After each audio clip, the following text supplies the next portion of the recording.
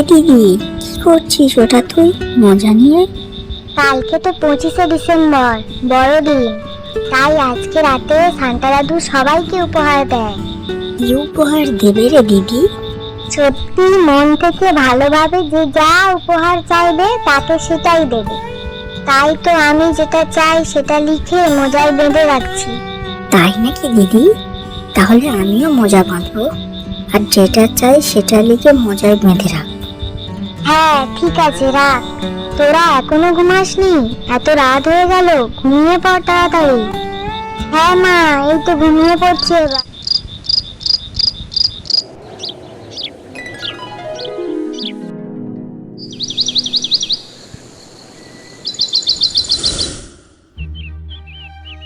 এ ভাই ভাই, ওঠ, দেখ সান্তা দাদু আমাদের উপহার দিয়ে গেছে।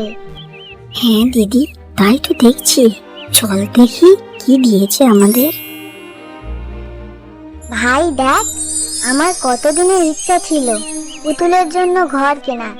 মাকে কত বলেছি, দিল না। সান্তা দাদুকে বলতেই দিয়ে দিল। আমার ক্রিকেট খেলতে খুব ভালো লাগে।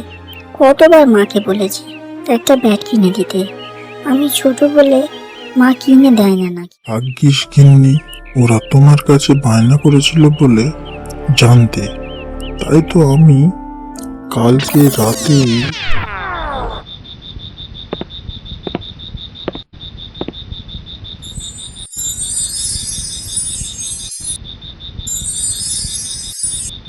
কি আর করবে বলো, বাচ্চা দুটো আশা করে চেয়েছে, না দিলে মন খারাপ হয়ে যেত।